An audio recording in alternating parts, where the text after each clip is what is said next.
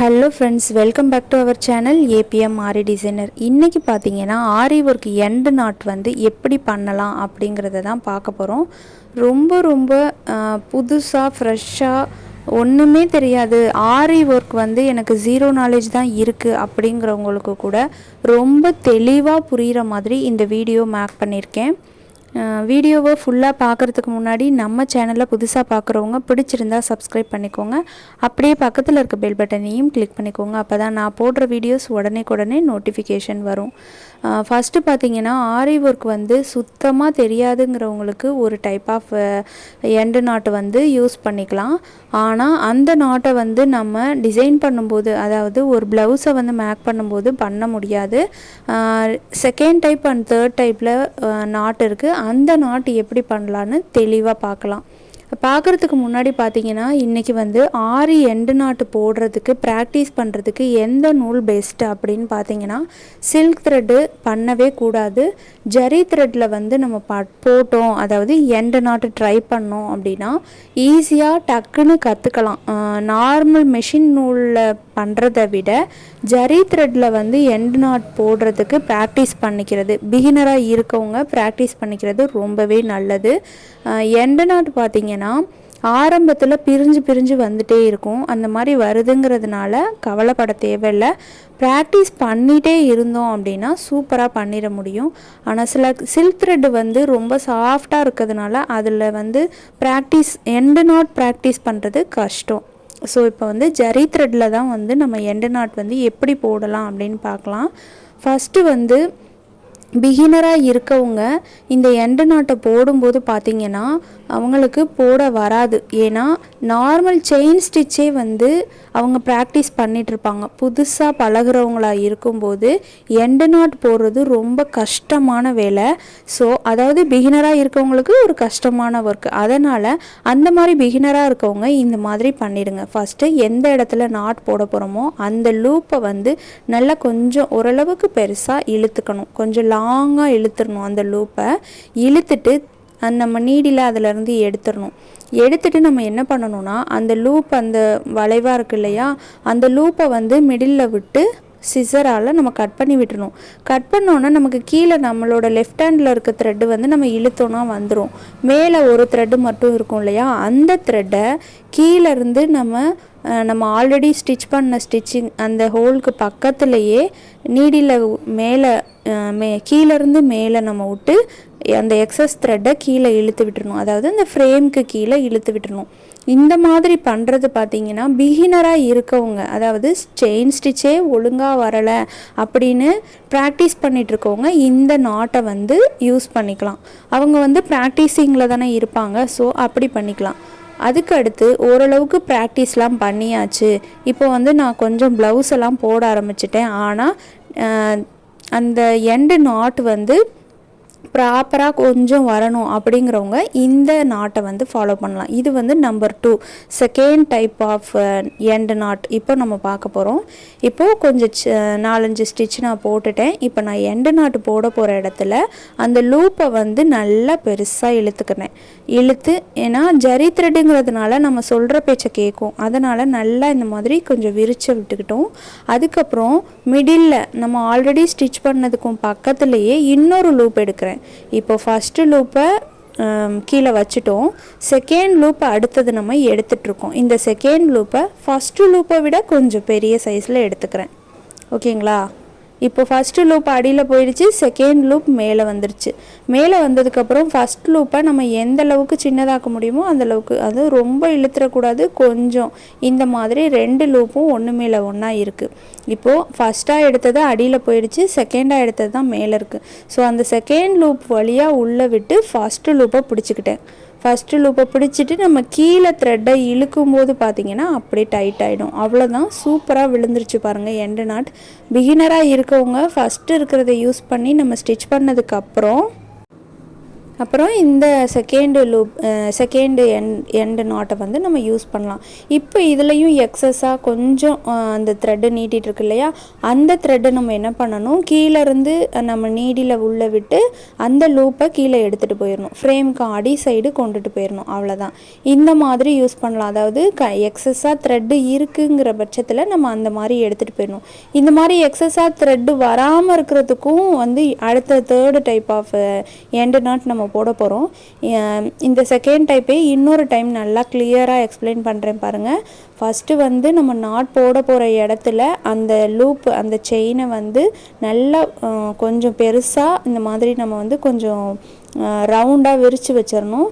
அதுக்கு உள்ளேருந்து ரெண்டாவது லூப் எடுக்கிறோம். ஃபஸ்ட்டு லூப் அடியில் இருக்குது, செகண்ட் லூப் மேலே வந்துருச்சு.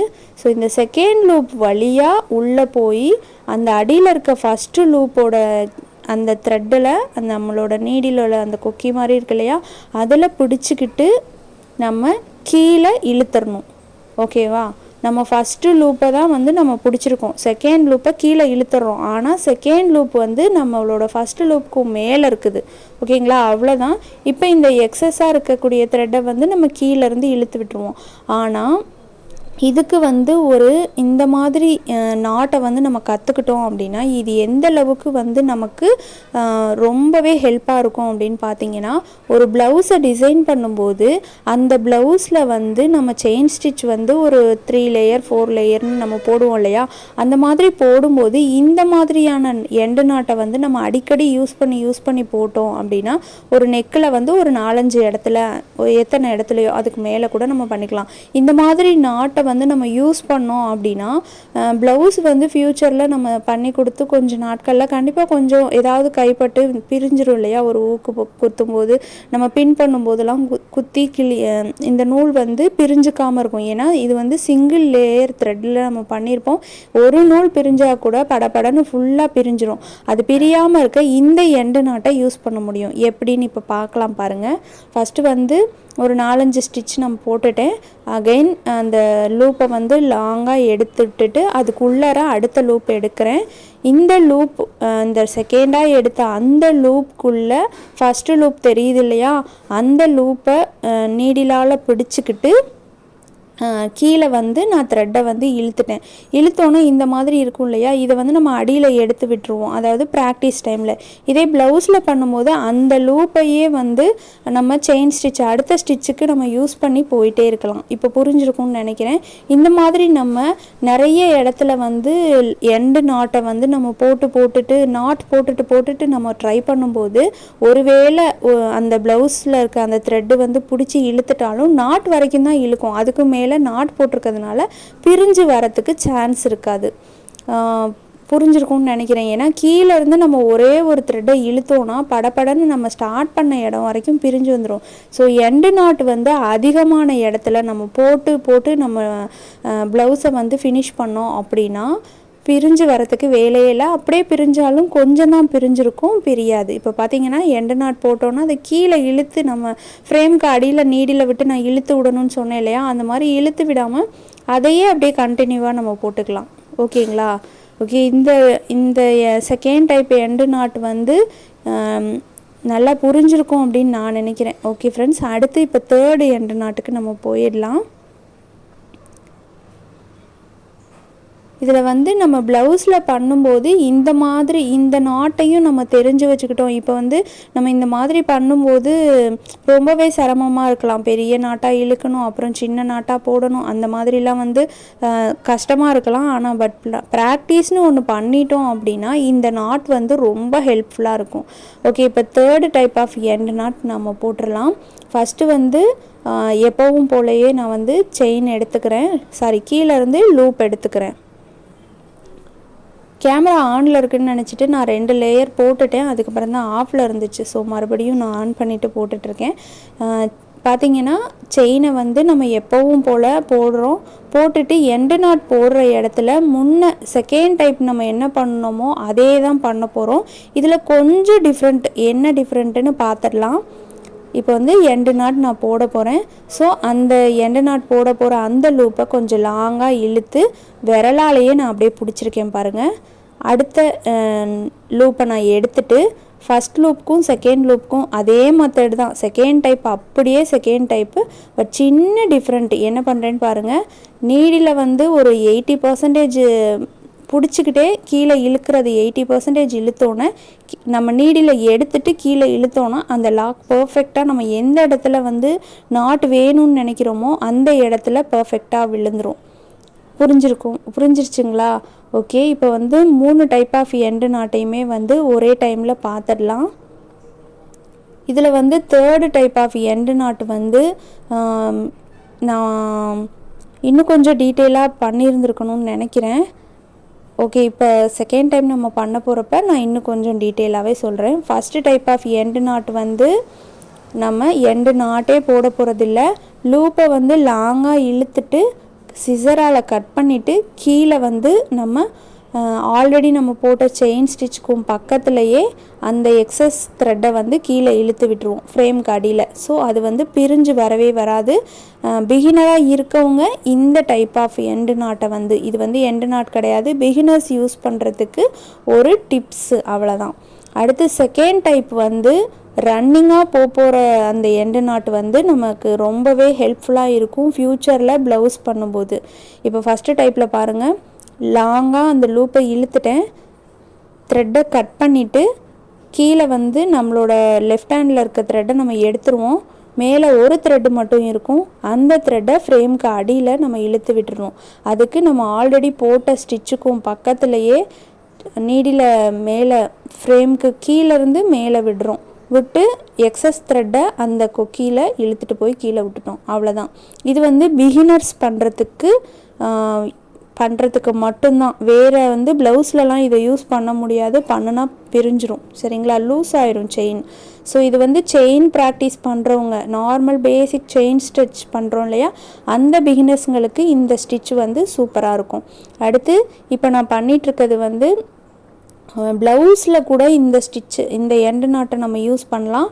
ப்ளவுஸில் பண்ணுறதுனால நமக்கு வந்து ப்ளவுஸில் நம்ம பண்ணியிருக்க ஸ்டிச்சிங் வந்து லைஃப் லாங் கொடுக்கும். லாங் லைஃப் நமக்கு கொடுக்கறதுக்கு வந்து இந்த எண்டு நாட் வந்து ரொம்பவே ஹெல்ப்ஃபுல்லாக இருக்கும். ஏன்னா ஒரே ஒரு ஸ்டிச், ஒரு த்ரெட்டு மட்டும் இழுத்துருச்சு அப்படின்னா நம்ம ஆரம்பித்த இடம் வரைக்கும் இழுத்துக்கிட்டே பிஞ்சுக்கிட்டே போயிடும், எல்லா ஸ்டிச்சும் படப்படன்னு அவுந்துடும்.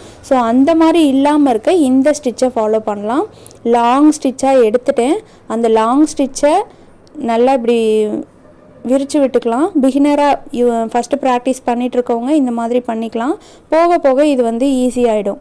அதுக்குள்ளேருந்து அடுத்த லூப் எடுத்து இழுத்தோம் அப்படின்னா, கீழே த்ரெட்டை பிடிச்சிக்கிட்டே செகண்ட் லூப்பை இழுத்தோன்னா ஃபஸ்ட்டு லூப் சின்னதாகிட்டே போயிடும். எந்த அளவுக்கு சின்னதாக வேணுமோ அந்தளவுக்கு சின்னதாக ஆக்குனதுக்கப்புறம் நீடிலால் நம்ம ஃபஸ்ட்டு லூப்பை பிடிச்சிக்கிட்டோம் அப்படின்னா செகண்ட் லூப்பை கீழே இழுத்துருவோம். ஸோ நாட் சூப்பராக விழுந்துடும்.